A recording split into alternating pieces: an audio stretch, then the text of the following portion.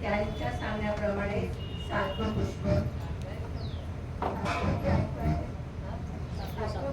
सातवं पुष्प तुमच्या समोर सादर करते आहे, मांडते आहे. हो बसा.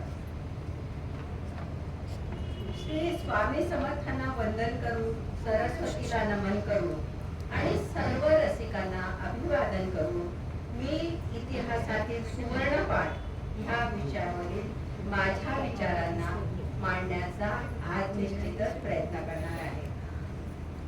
सर्वप्रथम आपण मला ही संधी दिली त्याबद्दल आपणा सर्वांचे मनपूर्वक आभार. स्वामींचं घर ही कल्पनाच मला मुळात अतिशय आवडली. याचं कारण असं की देवालाही घर असतं, ही किती छान कल्पना. देवाचं देऊळ असतं, मंदिर असतं, पण देवालाही घर असतं, ही संकल्पना मला खूप आवडली आणि त्यामुळे तो आपल्या कुठेतरी खूप जवळ असल्यासारखा वाटतो. असं वाटतं आपण हाक दिली तर तो कदाचित ताबडतोब आपल्या हाकेला धावू सुद्धा येईल. तर असं हे स्वामींचं घर आणि त्या घरात आज मला विचार मांडायला मिळतात आहे, ही अतिशय आनंदाची आणि खूप समाधानाची गोष्ट आहे. आजवर इथे अनेक विचारवंत ज्यांनी अतिशय चांगले चांगले विचार मांडले, त्याच तुलनेत मी सुद्धा हा एक माझा प्रयत्न जो तुम्हा सर्वांना मनापासून आवडावा ही माझी मनापासूनची इच्छा.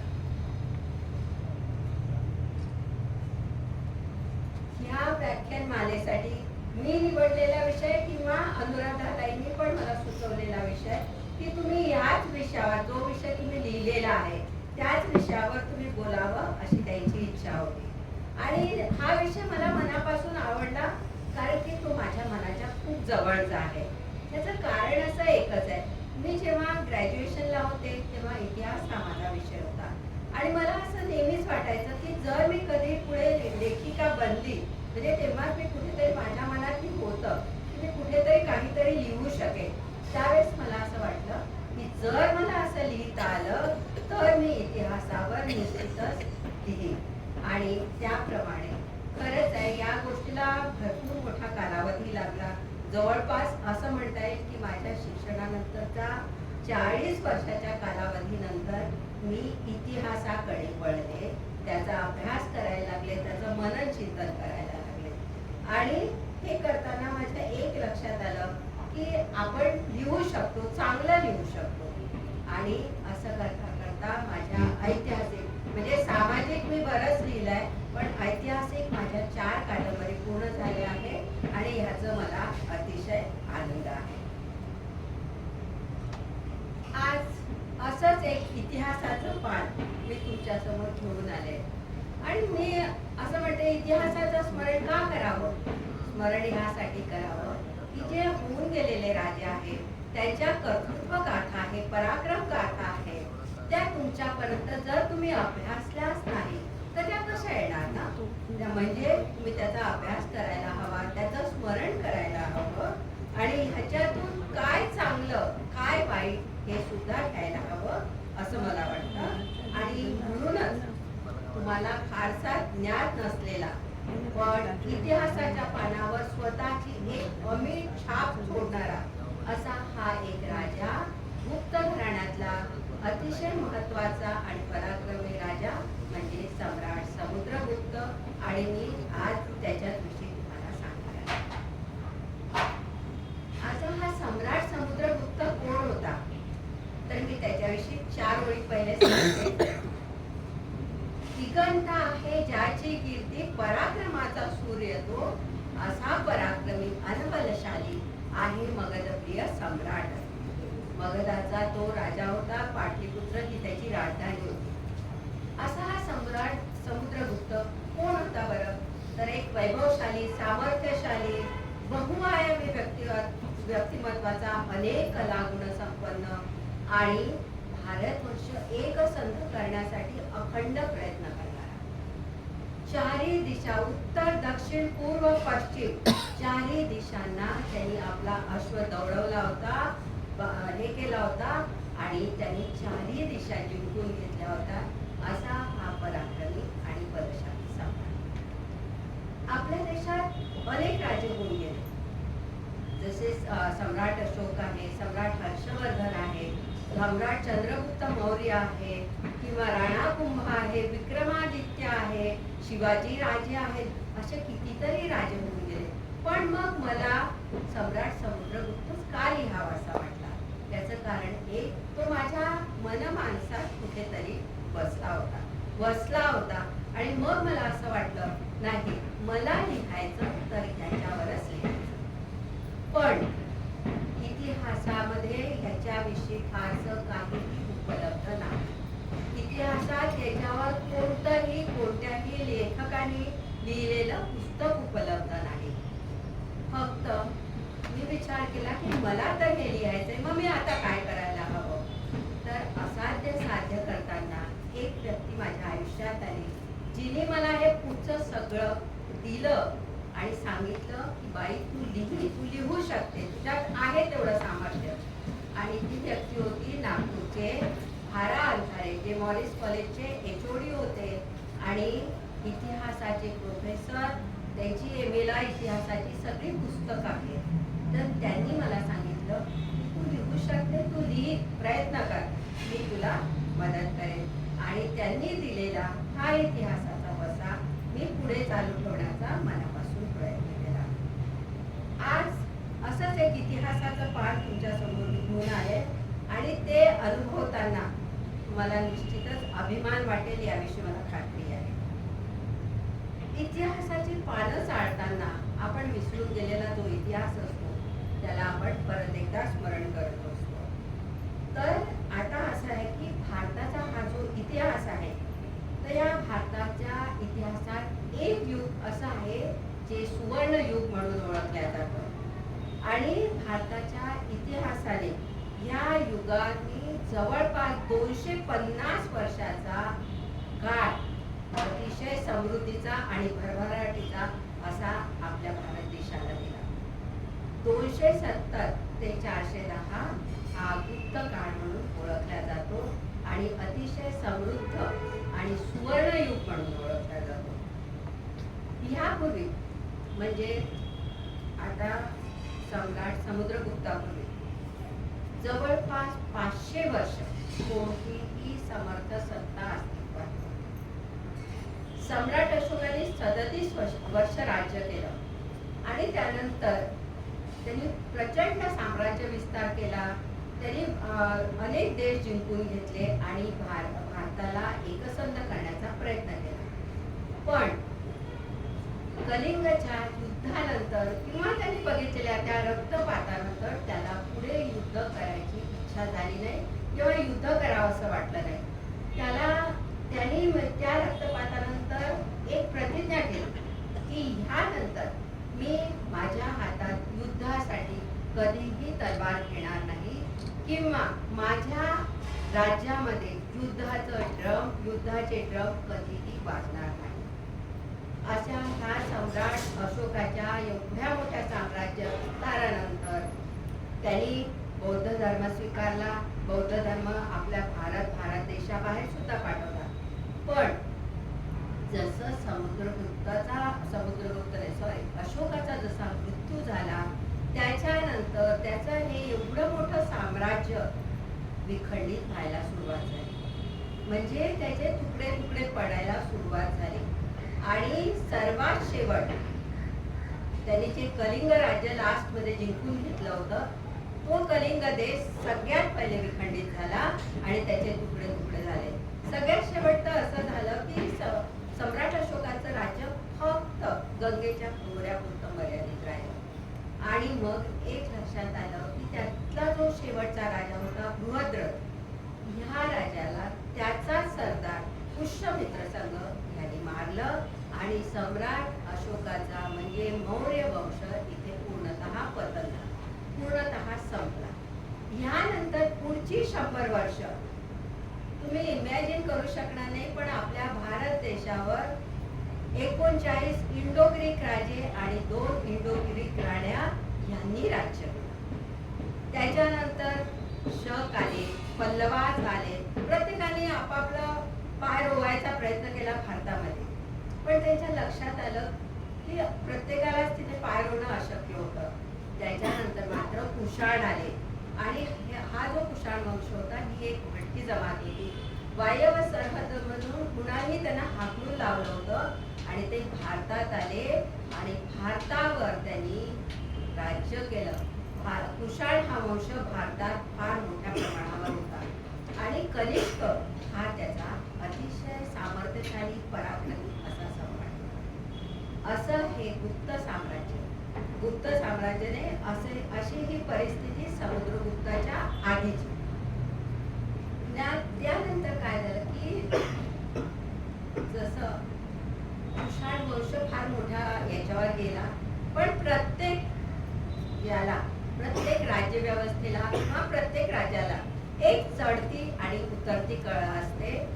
त्याप्रमाणे कुशाण हा वंश हळूहळू नामशेष होत चालला आणि उत्तर भारतात प्रचंड राजकीय गोंधळ सुरू झाला आणि ह्या राजकीय गोंधळाचा फायदा घेऊन अनेक सरदार स्वतंत्र झाले आणि त्यांनी काय केलं की स्वतःची अशी वेगवेगळी आपापली राज्य प्रस्थापित केली. त्याच्यात श्रीगुप्त हा एक होता. श्रीगुप्त हा गुप्त साम्राज्याचा खरा पहिला संस्थापक. यानंतर मात्र गुप्त साम्राज्याने पुढे मागे कुठेच वळून पाहिलेलं नाही. गुप्त घराणं हे प्राचीन राजघराण्यांपैकी एक घराणं. ह्या घराण्याने भारताच्या सांस्कृतिक, आर्थिक, वैचारिक, वैज्ञानिक या क्षेत्रात प्रचंड प्रगती केली आणि या काळात संपूर्ण भरभराट झाल्यामुळे गुप्त काळाला भारताचं सुवर्णयुग असं म्हटलं जातं. अशा या गुप्त घराण्यात महत्वाचा स्तंभ असणारा सम्राट समुद्रगुप्त हा माझ्या कादंबरीचा महानायक आणि सुवर्णयुगाला चालना देणारा महान सम्राट होता. आपल्या देशात अनेक वंश होऊन गेले, जसं सातवाहन होता, वाकाटक होता, चालुक्य होता, मौर्य होते, गुप्त होते, असे अनेक सगळेजण होते. तर ह्या वंशांनी प्रत्येकाने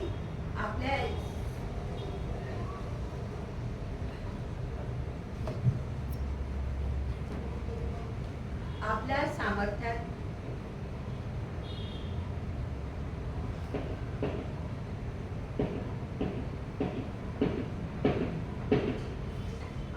आता श्रीगुप्त हा गुप्त घराण्याचा प्रथम संस्थापक. त्यानंतर आला त्याचा पुत्र घटोत्कच.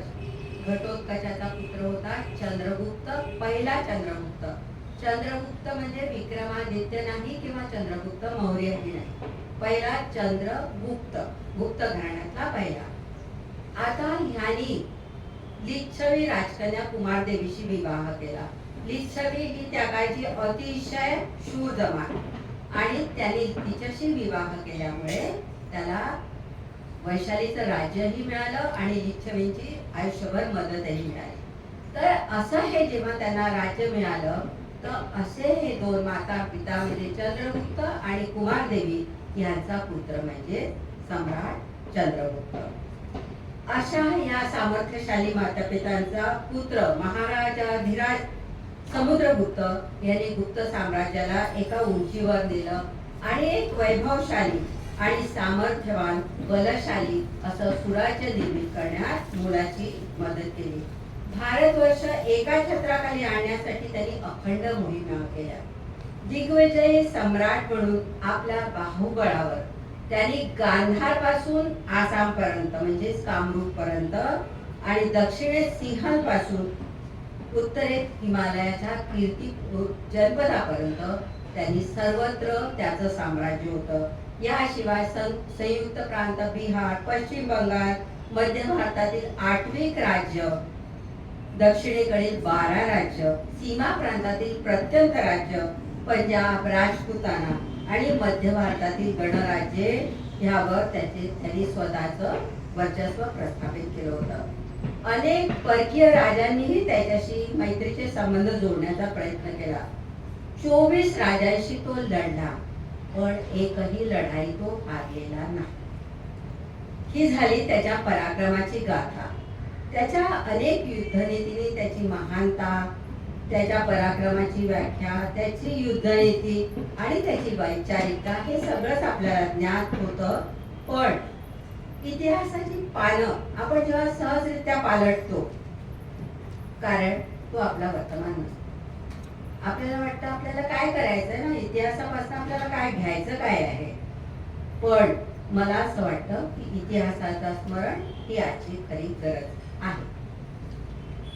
आता इतिहासाचं सुवर्णपान सम्राट समुद्रगुप्त आणि त्याचं एकंदर व्यक्तित्व हे कसं होतं हे उलगडताना मला खरंच मनापासून आनंद होतोय. जेव्हा मी कादंबरी लिहायला घेतली तेव्हा मनात विचार येत होते, कसा दिसत असेल हा सम्राट समुद्रगुप्त. वयाच्या अवघ्या 17व्या वर्षी राजसिंहासनावर विराजमान झाला. म्हणजे तारुण्यातला, पराक्रमाचा आणि तेजाचा तो एक यशस्वी सम्राट होता.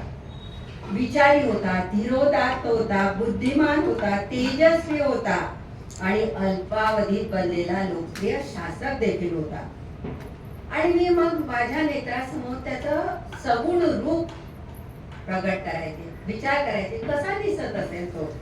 तर त्यावेळेस माझ्या नेत्रासमोर भगवान विष्णूचं रूप प्रगट व्हायचं आणि असं वाटायचं की कसा असेल तो, असाच त्याच्यासारखा अजानबाहू, उत्तम व्यक्तिमत्वाचा, गोरा वर्ण, उंच सुगठीत देहयष्टी, पाणीदार कमलनेत्र, गोरा वर्ण, सरळ नासिका, कपोलावर उभं गंध, शरीरावर परिधान केलेलं पितांबर, स्कंधावरचं श्वेत उत्तरीय, मनगटावर असणारी सुवर्ण कंकण, गळ्यातल्या मोतिक माळा आणि कानात असणारी सुवर्ण कुंडल आणि याच्यात त्यांनी जेव्हा आपल्या शिरावर मुकुट परिधान केला असेल आणि तो जेव्हा राजदरबारात सुहास्य मुद्रेने प्रवेश करत असेल आणि लोक त्याचा जय जयकार करत असतील, तेव्हा वातावरण खरंच किती सुंदर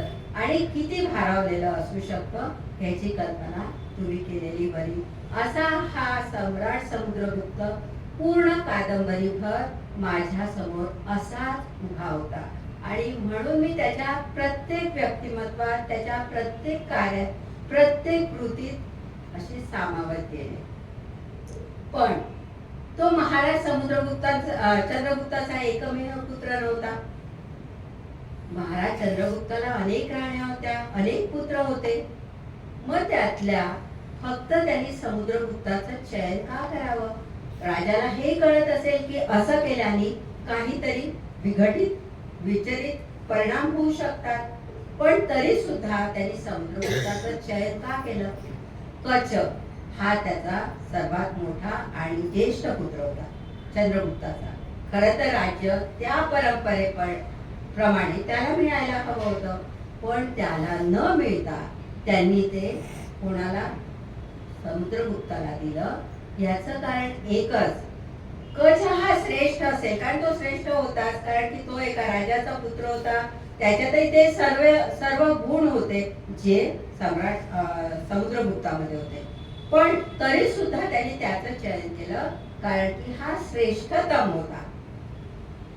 त्याच्याहून तो श्रेष्ठतम होता आणि त्याला वाटत होतं की हाच राजा होऊ शकतो, हा भारतवर्ष एक करू शकतो, हा प्रजा प्रतिपालक बनू शकतो, हा उत्तर दक्षिण पूर्व पश्चिम सर्व दूर आपल्या यशाची पताका फहरवू शकतो, एवढा तो श्रेष्ठ आहे.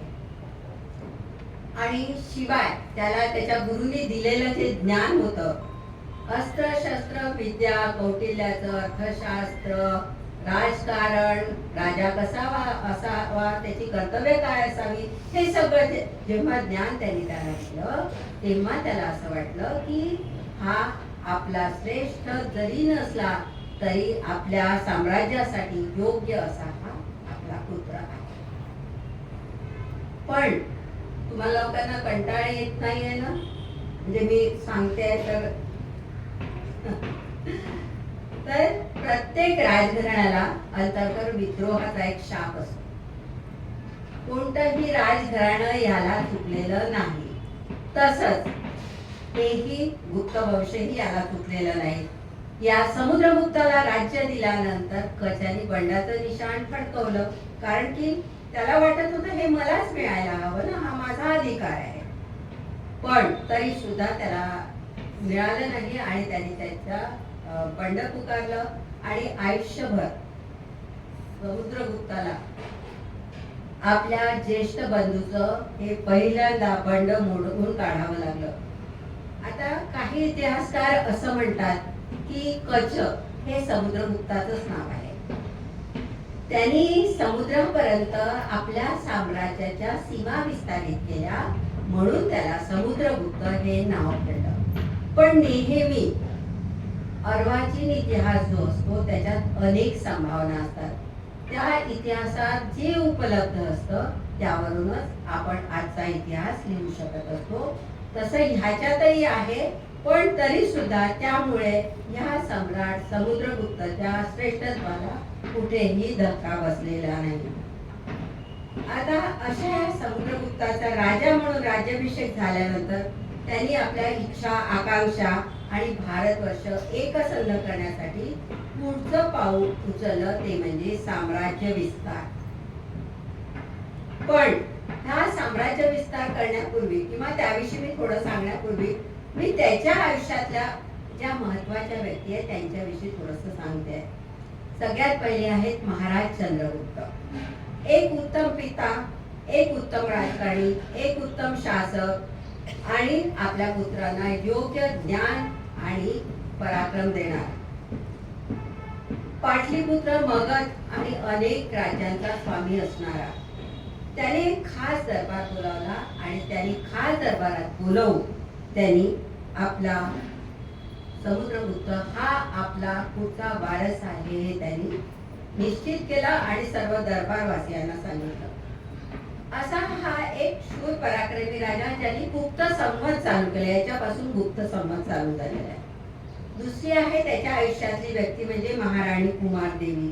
समुद्रगुप्ताची अत्यंत शूरवीर लिच्छवी घराण्याची राजकन्या असलेली ही माता म्हणजे राजकारण, शौर्य, पराक्रम आणि समुद्रगुप्ताला त्याच्या महत्वाकांक्षेला, त्याच्या पराक्रमाला त्यांनी एकराट होण्याचं स्वप्न बघणाऱ्या या प्रत्येक महत्वाकांक्षी याला जोड देणारी अशी ती होती. आणि तिची एकच इच्छा होती की आपल्या ह्या मुलांनी पूर्ण साम्राज्य विस्तार करावा आणि अश्वमेध करून या कार्यक्रमाची म्हणजे आपल्या पराक्रमाची सांगता करावी, हे स्वप्न घेऊन ती जगत होती. ती अतिशय बुद्धिमान आणि महत्वाकांक्षी होती. त्याशिवाय त्याच्या आयुष्यात असणारी तिसरी व्यक्ती म्हणजे कवी हरिशेन. हरिशेन हा सम्राटाचा परममित्र, महादंडनायक ध्रुवपुत्री याचा पुत्र, एक उत्तम सल्लागार, उत्तम संधी विग्राहक, उत्तम परराष्ट्र मंत्री, उत्तम काव्य करणारा, राजनीती योग्यरित्या जाणणारा. सम्राट समुद्रगुप्तानं केलेल्या विजयी साम्राज्य विस्ताराची तुम्ही लोकांना कदाचित कल्पना नसेल, पण अलाहाबाद इथे एक स्तंभ आहे प्रयाग प्रशस्ती नावाचा, ज्याच्यावर सम्राट समुद्र एका साईडला अशोकाचा संदेश लिहिला गेलेला आहे आणि शांती संदेश लिहिला गेला आहे. दुसऱ्या बाजूला समुद्रगुप्ताचा त्यांनी दिग्विजय कुठे कुठे कसा केला त्याचं पूर्ण वर्णन दुसऱ्या भागाला केला गेलेला आहे. तर असा हा त्याचा प्रिय मित्र, तो सुद्धा अतिशय सुंदर असा कवी होता आणि सर्वात महत्वाचं तो त्याच्याबरोबर प्रत्येक युद्धामध्ये त्याच्याबरोबर कायम असायचा. आणि असं म्हणा तुम्ही की तो समुद्रगुप्ताचा रक्षण करता देखील होता, असा तो एक श्रेष्ठ मित्र. आता त्याची भार्या आहे दत्तादेवी. अतिशय धार्मिक असणारी ही समुद्रगुप्ताची भार्या. अतिशय मनमिळाऊ, प्रेमळ, पतिविषयाच्या प्रेमाने आणि अभिमानाने सतत भारावलेली असायची. शूरवीर ती पण होती कारण की ती राजकन्या होती, पण पतीचा पराक्रम, सामर्थ्य याने ती नेहमीच आश्चर्यचकित झालेली असायची. आणि रामगुप्त आणि चंद्रगुप्त. चंद्रगुप्त म्हणजे दुसरा विक्रमादित्य. कळलं? पूर्वीच्या काळी कसं राहायचं, जसं आपण शिवाजी राजांच्या ह्याच्यातही पाहतो. शिवाजी राजे, त्याच्यानंतर त्यांचा मुलगा संभाजी, संभाजीचा मुलगा परत दुसरा शिवाजी, अशी अशी ही जी परंपरा होती त्या परंपरेप्रमाणे यांनी आपल्या मुलाचं नाव चंद्रगुप्त असंच ठेवलेलं होतं. आणखी एक व्यक्ती होती याच्यात अतिशय महत्वाची, तिल्ल भट्ट नावाची. तिल्ल भट्ट हा लिच्छवी सेनानायक होता आणि प्रत्येक युद्धामध्ये त्यांनी समुद्रगुप्ताला अगदी यशस्वी अशी मदत केलेली होती. आणखी एक होते आचार्य वल्लभाचार्य, ज्यांनी त्याला सर्व शिक्षण दिलं, सर्व ज्ञान दिलं, एक राजाची सगळी कर्तव्य शिकवली, असे हे आचार्य वल्लभाचार्य. आणि सर्वात शेवट आचार्य वसुबंधू हे बौद्ध धर्मगुरू होते. पण आणि ते सम्राटाला अतिशय उत्तम असा उपदेश देत असत, म्हणून त्यांना महामंत्री या पदावर त्यांनी सम्राट समुद्रगुप्तांनी नियुक्त केलेलं होतं. अशा ह्या त्याच्या जीवनात असणाऱ्या व्यक्ती, ज्यांनी त्याचं संपूर्ण आयुष्य हे काय झालं होतं, व्यवस्थित झालेलं होतं. तर सम्राट आता राज्याभिषेकानंतर सम्राट समुद्रगुप्तांनी आपलं साम्राज्य विस्तार करण्याचं धोरण सुरू केलं. त्याने विचार केला की आता आपल्याला पुढे जायला हवं, आपल्याला भारतवर्ष एकसंध करायचा आहे, तुकड्या तुकड्यात विभाजित झालेला हा देश एकत्र आणायचा आहे. त्यासाठी त्यांनी काय केलं की त्यांनी साम्राज्य विस्तार करायला सुरुवात केली. आणि इतिहासकार त्याच्या ह्या विजयाचे 6 भाग पाडतात. 6 भाग कसे पाडतात, तर त्यांनी असं केलंय की पहिलं ते साम्राज्य विस्ताराचं त्याचं पहिलं धोरण म्हणजे त्यांनी उन्मूलित राज्य केली. उन्मूलित म्हणजे ही राज्य पूर्णतः नामशेष केली आणि पूर्ण आपल्या राज्याची संलग्न केली. आणि ही नीती त्यांनी कुठे वापरली, तर ही नीती त्यांनी फक्त आर्यावर्तासाठी वापरली. आर्यावर्त म्हणजे काय, तर आर्यावर्त म्हणजे गंगा यमुना या नद्यांमधला प्रदेश किंवा हिमालय आणि विंध्य पर्वत यामधला प्रदेश. तर हा प्रदेश अत्यंत सुपीक होता आणि इथे भारशिव आणि नागवंशीय बरेच राजे राज्य करत होते आणि हे राजे वारंवार बंड करीत. त्यामुळे त्यांनी ठरवलं की हे जे सारखं सतत युद्ध करावं लागतं, यापेक्षा एकदा त्याचं पूर्ण उन्मूलन करायचं. आणि त्यांनी त्याची ती जी 9 राजांशी तो लढला आणि 9वी राज्य त्यांनी आपल्या राज्यात सम्मिलित केली आणि ह्या नीतीला आसुरी नीती असं म्हटलं जातं.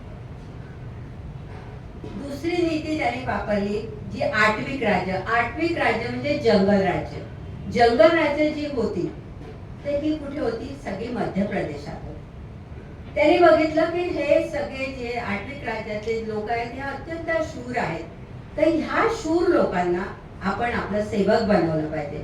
म्हणून आट्विक राज्यातील लोकांना त्यांनी आपलं सेवक बनवलं, त्यांना हरवलं नाही, पराभूत केलं आणि त्यांना आपलं सेवक बनवून घेतलं. तिसरं त्यांनी केलं, दक्षिणेकडले 12 राज्य त्यांनी जिंकली. आता हा दक्षिणेकडे 12 राज्य जिंकताना हा कुठे होता, उत्तरेत पटना, पाटलीपुत्र. उत्तरेतून हा मध्य प्रदेशाकडे गेला. मध्य प्रदेशातून त्याने ती आट्विक राज्य जिंकली. आट्विक राज्य जिंकून तो पुढे कुठे गेला, तर दक्षिणेकडे बंगालच्या उपसागरात. तर असा हा जो त्यांनी प्रवास केला, तर हे जे 12 राज्य त्यांनी जिंकली हे त्यांनी धर्मविजयी राजाप्रमाणे तो जिंकला. त्यांनी त्याचा पराभव केला, त्यांची संपत्ती घेऊन घेतली आणि त्यांना नंतर सोडून दिलं, कारण तो एक उदारमतवादी राजा होता. आणि तो आणखी एक जाणून होता की इतक्या दूर उत्तरेतून दक्षिणेकडे त्यावेळेस दळणवळणाच्या काही सोयी नव्हत्या, म्हणजे तुम्ही त्याच्यावर अंकुश कसे ठेवा. म्हणून मग त्यांनी काय केलं की त्यांनी त्यांना मांडलिक केलं आणि सोडून दिलं आणि त्यांना सांगितलं की तुम्ही मला वेळच्या वेळेस पैसे देत जा, मी जेव्हा बोलवीन तेव्हा तुम्ही मला युद्धासाठी मदत करायला तत्पर असा. यानंतरची आहे प्रत्यंत राज्य. प्रत्यंत राज्य म्हणजे सीमा प्रांतावर जी राज्य होती ती, या अंतर्गत समतट, दवा, कामरूप, आसाम, नेपाळ ही जी सगळी राज्य होती ही राज्ये त्याच्या राज्याशी जोडल्या गेली. म्हणजे नंतर काय झालं की तो इतका जिंकला की त्या बाकीच्यांना भीती वाटायला लागली की नको, याच्याशी आपल्याला वैर नाही घ्यायचं, आपल्याला बस याच्याशी आता मैत्रीचे संबंध प्रस्थापित करायचे आहेत. त्यानंतर त्यांनी गणराज्य केली. त्या गणराज्यांचा पराभव करून त्यांनाही त्यांनी आपलं मांडलिक बनवलं. यानंतर होती सीमा प्रांतातील विदेशी राज्य. विदेशी राज्य म्हणजे कोणती होती? शक, मुरुंड, नंतर कुशाण ही जी राज्य होती, या राज्यांनी विचार केला की नको, याच्याशी आपल्याला संघर्ष नको. त्या सगळ्यांनी याचं म्हणणं मान्य केलं आणि ऍक्सेप्ट करून टाकलं की तू आमचा सार्वभौम राजा, आम्ही तुला मान्य केलंय बाबा, आता तू आमच्याशी कोणीही युद्ध करू नको. थोडक्यात काय तर साम्राज्य विस्तार हा त्याच्यातला अमाप शौर्य, धाडस, चिकाटी आणि परिश्रम हे गुण दर्शविणारा आणि दिग्विजयी मोहिमेची यशस्वीता दाखवणारा आदर्श होता. 24 राजांशी लढला, एकही लढाई हारलेला नाही. त्याची मोहीम ही अत्यंत दीर्घ स्वरूपाची होती. उत्तरेतून दक्षिणेकडे जायला त्याला 4800 किलोमीटर अंतर पार करावे लागले. आणि हे 4800 किलोमीटर अंतर त्यांनी कसं पार केलं असणार? तर म्हणजे तो काही घोड्यावर गेला, मग काही त्यांनी ह्याच्यातून प्रवास, बंगालच्या उपसागरातून प्रवास केला. असं करून त्यांनी तो एवढा मोठा प्रवास केला. आणि कृष्णा नदीच्या पलीकडे मात्र तो गेला नाही. याला 2 कारणे आहेत. एक म्हणजे त्यांनी विचार केला की इतकं युद्ध करून आपलं सैन्य अतिशय थकलेलं आहे. आता हे याच्या पुढे जर यांना अजून ताण दिला तर कदाचित काहीतरी वेगळं घडू शकतं. आणि परप्रांतात होणारा विरोध हे त्याचं महत्वाचं कारण होतं. कारण त्या लोकांना उत्तरेतून आलेला एक राजा आपल्याला सगळ्यांना हरवून आपले राज्य घेतोय, हे कसं काय बरोबर वाटणार ना? तर त्यांनी ते विरोध करायला लागले आणि मग त्यांनी निर्णय घेतला की आता आपल्याला युद्ध करायचं नाही. इथून कृष्णा नदीपासनं तो परत एकदा वापस गेला.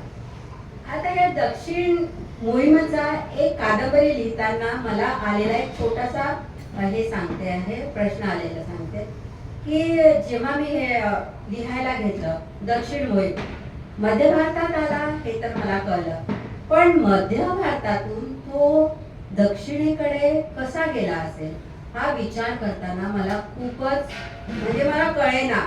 बरे इतिहासात देखील कुठेही याची नोंद नाही की तो कसा गेला, त्याचा क्रम काय होता, त्याचा रूट काय होता, हे मला काहीच कळलेलं नाही. आणि मग मला असं वाटलं की कादंबरी त्याच्या पुढे सरकत नव्हती, वाटली कादंबरी थांबून गेली म्हणजे तिथे.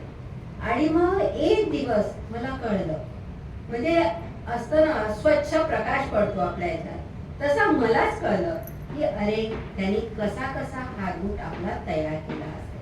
तर तो रूट असा होता की तो आसामच्या साईडनी असा किनाऱ्याने गेला आणि त्यांनी तो तट घेतला, असं हे त्याचं हे होतं. त्यांनी एकंदरीत दक्षिण मोहीम त्यांनी अशी केली. एवढ्या प्रचंड साम्राज्य विस्तारानंतर त्याला कोणतीही मोहीम करावीशी वाटली नाही, कोणतंही युद्ध करावं असं वाटलं नाही.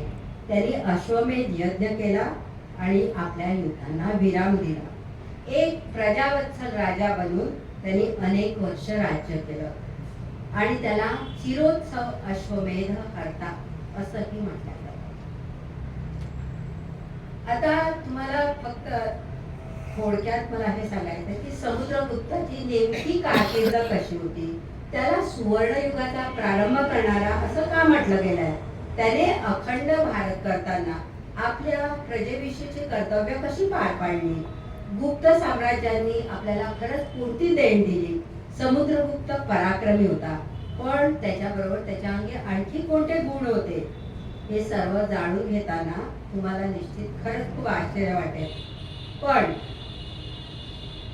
त्याच्याविषयी सांगताना म्हणेन मी, एक प्रजावत्सल राजा बनून त्याने प्रजेला सुखासमाधानात ठेवण्यासाठी अथक प्रयत्न केले.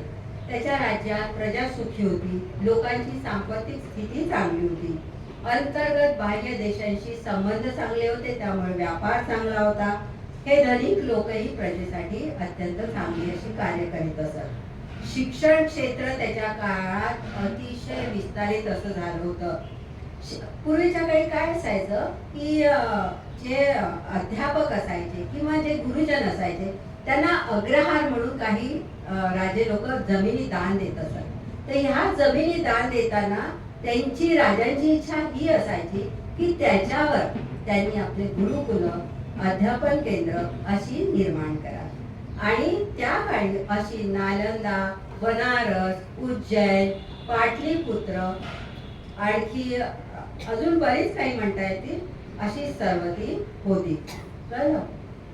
नंतर याच्यानंतर इथे बौद्ध धर्म व्यतिरिक्त वैदिक धर्म आणि दर्शनशास्त्र हे विषय देखील शिकवले जायचे. सम्राट समुद्रगुप्त हा विद्वानांचा चाहता होता, त्यामुळे विद्वानांना राजाश्रय तर मिळायचा, पण मोठमोठ्या शास्त्र सभा घेऊन तो विद्वानांसोबत स्वतः सुद्धा चर्चा करीत असे. म्हणजे तो असा नव्हता की तुम्ही शास्त्र सभा करा, मी फक्त ऐकतो, श्रवण नाही, तो त्याच्यात स्वतः भाग घेत असे. आणि त्यांनी अशाच एका वसुबंधू यांना त्यांनी आपल्या त्या महामंत्री पदावर नियुक्त केलं होतं, कारण तेही अतिशय चांगले असे धर्मगुरू होते.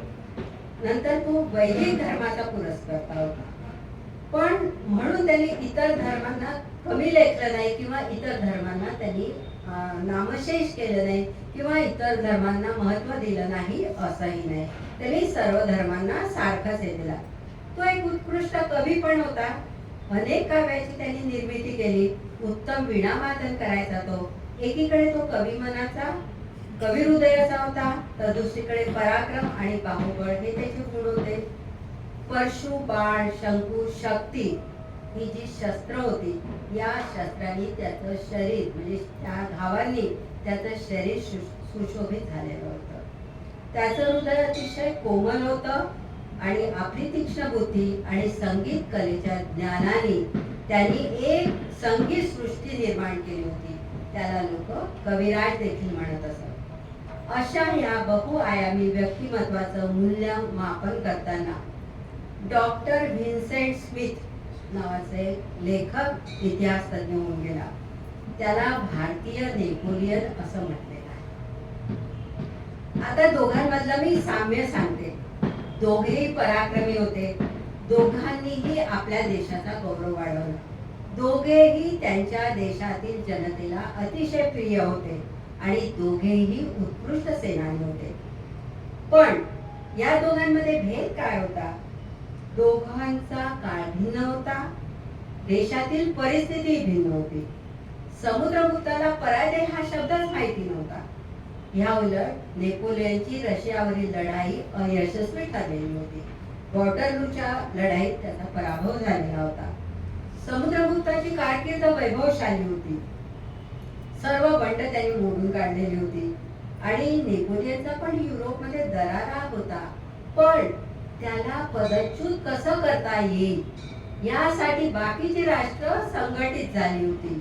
ह्या उलट ह्याला आपण सगळ्यांनी मिळून कसं एकत्रितपणे त्याला समर्थन द्यावं यासाठी भारतातील सर्व राज्य एकमुखाने त्याच्या मागे होती. असं होतं. पण नेपोलियननी जे राज्य जिंकून घेतली त्यांनी त्या बाबतीत चुकीचं धोरण अवलंबलं. त्याच्यामुळे त्याच्या विरुद्ध जनमत तयार झालं होतं. ह्या विरुद्ध ह्यांनी काय केलं?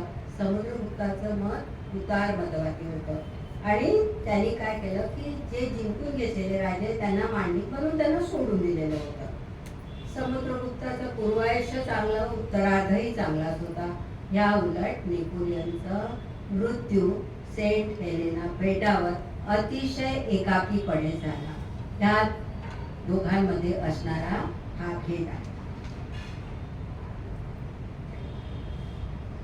सम्राट समुद्रगुप्ताची ही भव्य दिव्य कारकीर्द म्हणजे सुवर्णयुगाचा प्रारंभ होता. गुप्त युगाने भारताच्या इतिहास वैभवाच्या शिखरावर नेला होता. समुद्रगुप्ताला 2 मुलं होती, मी सांगितलंच आहे. आणि द्वितीय चंद्रगुप्त हाच पुढे विक्रमादित्य म्हणून प्रसिद्धीस आला. समुद्रगुप्ताने त्या काळात 8 सुवर्ण नाणी काढलेली होती. आता गुप्त काळाला सुवर्णयुग का म्हटलं जातं हे मी पुढे मांडते आहे. पण मला इतिहासात मी लिहिलेल्या 3 गोष्टी का आवडल्या तेच सांगते मी तुम्हाला. मंदिरावर कळस असणं. मला माहिती मंदिरावर कळस निर्मिती ही गुप्तांच्या काळात झालेली आहे. तोपर्यंत मंदिरावर कळस नव्हता. तर मंदिरावर कळस ही निर्मिती गुप्त काळाची. याशिवाय अजंठा एलोरा इथले जे चित्र आहेत किंवा इथल्या ज्या मूर्ती आहेत, शिल्पकला आहे, ते सुद्धा गुप्त काळाचं. दुसरी गोष्ट अशी की समुद्रगुप्त आणि त्याचं बालपण मी जे कादंबरीत वर्णन केलं आहे ते मला माझ्या मनापासून मला अतिशय आवडलेलं. आणि तिसरं म्हणजे त्याचा मित्र हरिशेन आणि त्याची मैत्री, आणि त्या मैत्रीच्या याच्यात त्या दोघांचं जे अतूट नातं होतं, हे नातं सुद्धा मी पूर्ण कादंबरीभर अतिशय चांगल्यारीत्या शब्दबद्ध करायचा प्रयत्न केलेला आहे. मुख्य म्हणजे काय होतं की त्या दोघांच्या काव्यरचना ह्या एकमेकास तोडीस तोड अशा असायच्या. म्हणजे एकाने एक काव्य म्हटलं की तो त्याला म्हणायचा की अरे तू याच्या पुढच्या पंक्ती तू मला म्हणून दाखव. आणि तसंच एक मी केलेलं काव्य हे इतिहासात नाही, कारण त्यांचं कोणतंही साहित्य उपलब्ध नाही, कोणतीही कविता उपलब्ध नाही. पण मी एक केलेली ही कविता मला वाचून दाखवावी असं वाटतंय. आता ते बंगालच्या उपसागरावरून दक्षिणेकडे चालले आहे. मी इमॅजिन केलं ते बंगालच्या उपसागरावरून दक्षिणेकडे चालले आहे. प्रातःकाळची वेळ आहे, सूर्यदेव अवकाशात उतरलेले आहेत. अशा वेळी त्याच्या मनात कोणते विचार येऊ शकतील, तर त्याच्या मनात आलेले हे विचार मी म्हणते. विशाल त्या अवकाशाच्या हृदयस्थानी अंकित तो, विशाल त्या अवकाशाच्या हृदयस्थानी अंकित तो, सहस्त्र किरणांचे लेऊन वैभव उतरलाय पृथ्वी तलावर. सागरांच्या जललहरींवर विखुरतो सारे रंग तो, सुवर्णासवे रत्न पाजवल असा दिनकर तेज तो. ह्या तेजाच्या रूपा पुढती नतमस्तक होतो सागर तो, लेऊन घेतो सारे वैभव लावण्याने झगमगतो. लखलखणारा दिव्य प्रकाशान चमचमणाऱ्या त्या जललहरी, भासे मजतो सागर मनी सुवर्णाचा जणू जलौघतो. म्हणजे त्याला असं वाटतं की सुवर्णाचा पूर्ण सडा शिंपला आहे सागरावर. सूर्यकिरणांची जी आभा आली आहे याच्यावर, सागरावर, आणि तो इतका सुंदर झालेला आहे. यावर हरिशनाने त्याला काय उत्तर दिलं असेल, तर ते एक असं उत्तर आहे. विशाल त्या लाटांवरती नर्तन करती मोती कसरी, विशाल त्या लाटांवरती नर्तन करती मोती कसरी, अवकाशाचा रंग लेऊनी निलमय झाल्या जललहरी. पाचू सम रंग विखरतो वनराईच्या हरितस्वरी, दुग्धधारा सवे उसळती फेसाळत्या त्या जललहरी. अनुपम लावण्यानी बहरला विशाल त्या क्षीरतटी, म्हणजे समुद्र किनाऱ्यावर ते उभे आहेत सगळे. विस्मित आम्ही नेत्रचकित, आम्ही चकित झालेलो बघून सगळं. विस्मित आम्ही नेत्रचकित ते शोध घेतो अथांग निवी, परमेशाच्या त्या अद्भुत लीला शब्द अवघे संपून जाती. शोध घेतो त्या गूढत्वाचा तरीही प्रश्न अनुत्तरित असती, तरीही प्रश्न अनुत्तरित असते. तुम्हाला त्या गूढत्वाचा शोध लागलाय का कोणाला?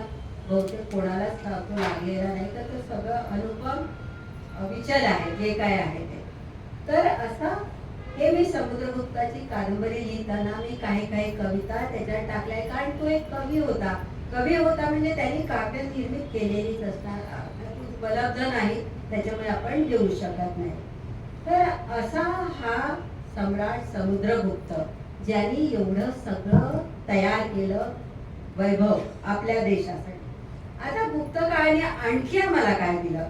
गुप्त काळाने आम्हाला कालिदास दिला, विशाखा दत्त दिला, मुद्रा राक्षस दिलंय, नंतर आर्यभट्ट सारखा खगोलशास्त्रज्ञ दिला आणि गणितज्ञ दिला. नंतर कालिदासाने त्या काळात अनेक महाकाव्य निर्मित केली. नंतर हरिशेनाने सुद्धा अनेक काव्य रचली, आता ती उपलब्ध नाही आहेत. याशिवाय त्या काळात अनेक स्मृती तयार झाल्या, स्मृती ग्रंथ तयार झाले. कोणते झाले? तर नारद स्मृती, कार्त्याय स्मृती, पाराशर स्मृती आणि आयुर्वेदातही उत्तम प्रगती झाली होती. नागार्जुन नावाचं, म्हणजे तुम्ही हे जे सगळे नावं ऐकता वाचता, तुम्ही यांच्याविषयी वाचलेलं आहे, ऐकलेलं आहे, तेव्हा तुम्हाला हे कोणत्या काळात होऊन गेले हे साधारणतः कोणालाच माहिती नसतं. पण ही सगळी गुप्त काळातली देण आहे. नंतर या काळात सगळे प्रतिभा संपन्न प्रजाहित दक्ष राजे होऊन गेले. समुद्रगुप्तानंतर विक्रमादित्य, मग कुमारगुप्त, स्कंदगुप्त, हे सगळे एकापेक्षा एक वर्चड राजे होते, ज्यांनी हुणांना, शकांना आपल्या भारतातून हद्दपार करायचा मनापासून प्रयत्न केला. नंतर परराष्ट्राची सांस्कृतिक आणि व्यापारिक संबंध निर्माण केले त्यांनी. गुप्त काळात मध्य आशिया, चीन, युरोप, इतर पाश्चिमात्य राज्यांशी संबंध वाढले आणि त्याच्यामुळे सांस्कृतिक दृष्ट्या सुद्धा आपण संपन्न झालो. लोक कल्याणकारी राज्य स्थापन करण्याचा त्यांनी प्रयत्न केला. प्रजेचं हित बघितलं, अनाथ दीनदुबळ्यांना मदत केली, उत्तम सिंचाई व्यवस्था केली, दळणवळणाची साधनं निर्मित केली. असं म्हणजे न्याय व्यवस्था उत्तम होती. राजा हा जरी सर्वा असला तरी त्याचं, राजाचं जीवन हे श्रेष्ठ नैतिक जीवन होतं. धार्मिक सहिष्णुता होती. साहित्यिक प्रगती झाली. सगळ्यात महत्वाचं एकच उदाहरण मी तुम्हाला सांगते, जे रसायनशास्त्र या विषयाशी संबंधित आहे. दिल्लीजवळ महरोली नावाचा एक स्तंभ आहे. आज त्याला किती वर्ष, हा 335 ते 375 हा समुद्रगुप्ताचा एकंदर कालखंड आहे. त्या काळात या स्तंभाची निर्मिती झाली आणि त्यावेळेस तो 24 फूट उंच आणि 180 टन वजनाचा हा जो स्तंभ आहे, याच्यावर अजूनही गंज चढलेला नाही. तर असं हे गुप्त काळाने एवढं केलं. आयुर्वेदात प्रगती केली, सायन्स मध्ये प्रगती केली, फिजिक्स भौतिकशास्त्रात प्रगती केली. प्रत्येक जे म्हणून असेल. आणि म्हणूनच असं म्हटलं जातं की गुप्त काळ हा सुवर्ण काळ होता. ही सुवर्ण युगाची देण आहे. आणि गुप्त काळाने जे दिलं ते कदाचित आपल्या याच्यात पुढच्या कोणत्या काळाने दिलं की नाही हे मला माहिती नाही, पण तो एक सुवर्ण काळ असं म्हटलं जातं. तर अश्वमेध यज्ञ हा त्याचा आयुष्यातला, म्हणजे त्यांनी केलेला शेवटचा आहे. त्यांनी अश्वमेध यज्ञ सर्व दूर दौडवला, सगळ्या गणराज्यातून गेला, पंजाब, राजपुताला सगळं सर्वांनी त्याचं एकमताने त्याला मान्य केलं. आणि तो एक असं म्हटलं जातं, पृथ्वी व्याम प्रतिरथस्य, म्हणजे त्याच्या विरुद्ध उभा राहणारा एकही राजा ह्या पृथ्वी तलावर नाही, असं ह्या समुद्रगुप्ताविषयी बोललं जातं. आपण बराच सगळ्याचा इतिहास वाचतो, पण कदाचित हा समुद्रगुप्ताचा इतिहास आपण फारसा वाचलेला नाही किंवा आपल्याला ज्ञात नाही. तर अशा या समुद्रगुप्ताविषयीच्या शेवटच्या 6 ओळी म्हणून मी माझ्या समुद्रगुप्त आख्यानाला, व्याख्यानाला विराम देणार आहे. दिगंत आहे ज्याची कीर्ती, दिगंत आहे ज्याची कीर्ती, पराक्रमाचा सूर्य तो, नभांगणातील तेज लेवणी उतरलाय पृथ्वी तलावर जो. चारी दिशांनी अश्व उधळीला, चारी दिशांनी अश्व उधळीला, कवेत घेऊन अवघे विश्व जो. असा पराक्रमी अनबलशाली आहे मगधप्रिय सम्राट तो. भारतभूचा गौरव तो, मगधाचा नित सन्मान तो. प्रजाप्रिय अनप्रतिपालक असा मगधप्रिय सम्राट तो. जयघोष ज्याचा सामर्थ्याचा, जयघोष ज्याचा सामर्थ्याचा, कवी हृदयाचा आणि कवी मनाचा. न्यायप्रिय सहृदयाचा, न्यायप्रिय सहृदयाचा असा मगधप्रिय सम्राट. आयुधाच्या सुचिन्हांनी, आयुधाच्या सुचिन्हांनी अवघी ज्याची काया तो, आभूषण तो दया मानतो असा मगधप्रिय सम्राट. मगधाचे अखंड वाढो वैभव, मगधाचे अखंड वाढो वैभव, फडकत राहावी विजय पताका. सुख शांतीचा संदेश देऊन वर्तमान आमचा हसत राहावा, वर्तमान आमचा हसत राहावा. असा हा राजा, अशी त्याची वैभवशाली कारकीर्द आणि असं हे त्याचं पूर्णतः सुवर्णयुग. कादंबरी आपण सर्वांनी जरूर वाचावी, कारण एवढ्या 8-10 पानात किंवा 1 तासामध्ये आपण सगळं मांडू शकत नाही.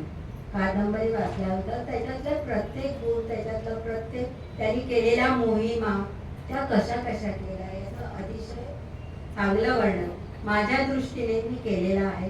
तुम्ही सर्वांनी जरूर वाचा आणि मला त्याचं दिमाग कळवा की कादंबरी व्यवस्थित झाली आहे की तिच्यात अजून काय हवं आहे. तर रसिको, धन्यवाद. समुद्रगुप्ताच्या काळामध्ये जसं पेशव्यांच्या काळामध्ये बकरी लिहिल्या जात असत, तसं समुद्रगुप्ताच्या काळामध्ये बकरी लिहिल्या जातात का? आणि दुसरा असा प्रश्न, त्यावेळी त्या राज्यातली बोलीभाषा काय होती? संस्कृत ही बोलीभाषा होती. संस्कृती बोलता त्यांनी वैदिक धर्माला हे दिलं होतं महत्व, आणि संस्कृत ही बोलीभाषा होती. आणि दुसरी गोष्ट म्हणजे तेव्हा शिवाभिषी पण होतं, जे शिवपंथ पण होता. पण यांनी आचरणात आणलेला हे धर्म म्हणजे वैष्णव. पण बखर आहे, बखर त्यावेळेच्या नाही, बखर त्यावेळेच्या उपलब्ध नाही. मला फक्त माझ्या गुरूंनी जे दिलेलं होतं, एवढं एक बाळ दिलं त्यांनी मला, म्हणजे काय म्हणतात त्याला, त्यांच्या इतिहासाच्या पुस्तकात असलेलं ते तेवढ्या याच्यावरून ती मी संपूर्ण कादंबरी लिहिली. आणखी एक मला पुस्तक मिळालं होतं अतिशय छोटंसं, शरा दातेंचं, म्हणजे तो मूळ हा अनुवाद होता शरा दातेंनी केलेला. एवढंसं एक पुस्तक होता, हार्डली 30 पानांचं वगैरे असावं. त्याच्यामध्ये जेवढं काय होतं, आणि मला हे जे माझ्या अंधारे सरांनी जे दिलं होतं, एवढ्या याच्यावरून मी हा पूर्ण कादंबरी प्रपंच केलेला. आज माझ्या इथे गुरु आलेले आहेत, वृंदाताई, नमस्कार.